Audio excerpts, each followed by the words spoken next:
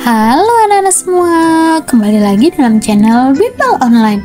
Bagaimana kabar kalian semua? Semoga dimanapun kalian berada akan selalu sehat, tetap ceria, dan tentunya tambah semangat lagi belajarnya. Nah anak-anak, sebelum kita lanjut ke video pembelajaran kita kali ini, jangan lupa di subscribe dulu ya, agar anak-anak tidak ketinggalan akan video-video terbaru dari channel Bimbel Online. Anak-anak semua, di video pembelajaran kita kali ini, kita akan sama-sama membahas dan mempelajari mata pelajaran IPAS untuk kelas 6 kurikulum Merdeka. Kita akan sama-sama belajar di bab 4, Indonesia dan Masyarakat Dunia, di bagian peta konsep dan uji pemahaman. Nah, pembahasan kita kali ini ada di halaman 99 sampai dengan 100 di buku kalian. Nah, sekarang apakah anak-anak sudah siap? Kalau sudah siap, yuk kita langsung saja mulai pembahasannya. Perhatikan baik-baik ya.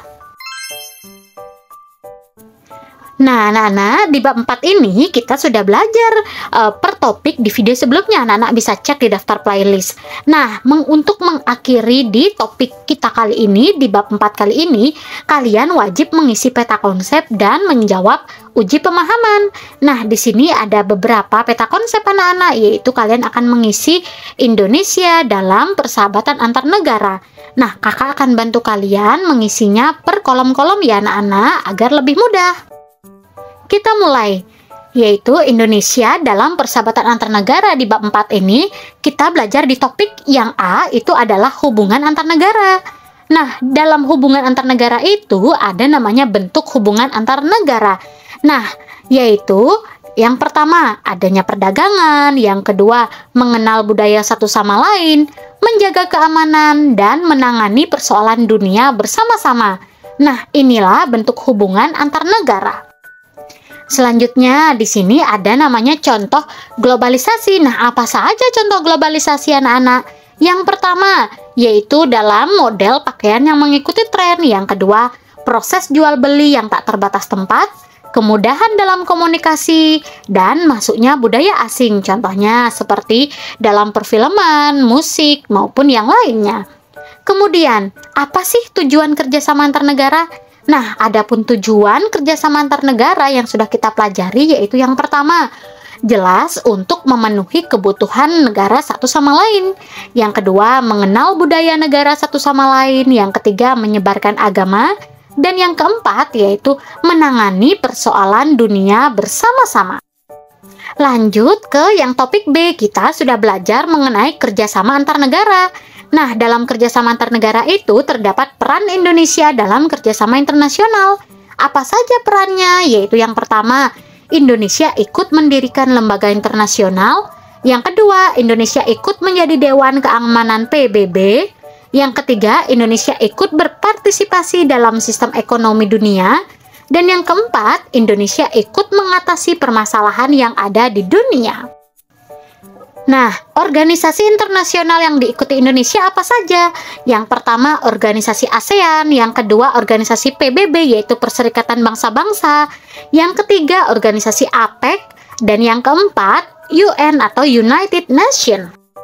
Selanjutnya, di topik C kita sudah mempelajari budaya warisan Indonesia. Nah, di sini cara melestarikan budaya Indonesia. Apa saja caranya? Yang pertama, bangga akan budaya Indonesia. Cara yang kedua, dengan memperkenalkan budaya Indonesia ke luar negeri. Yang ketiga, dengan cara mempraktekkan nilai-nilai yang terkandung dalam budaya Indonesia.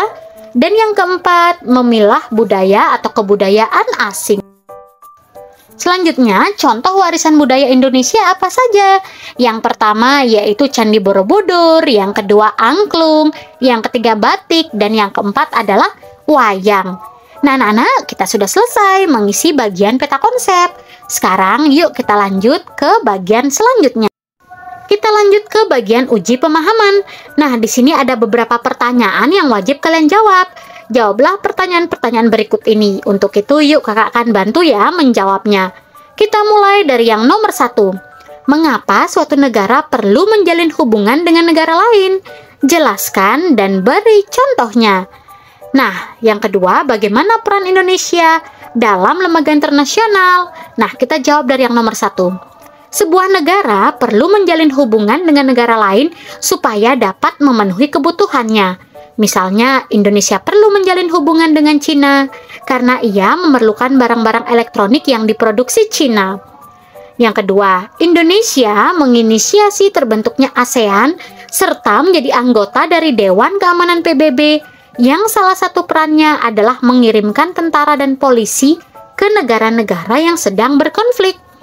Yang ketiga, mengapa kita perlu menjaga warisan budaya Indonesia?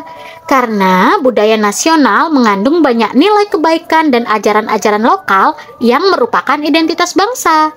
Nah, jika budaya sudah tak dikenal lagi, maka bangsa pun akan hilang. Kita lanjut.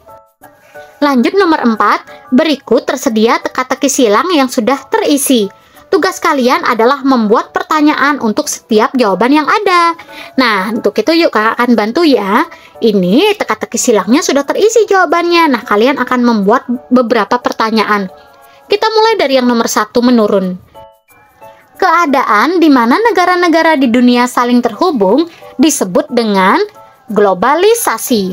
Yang kedua, menurun.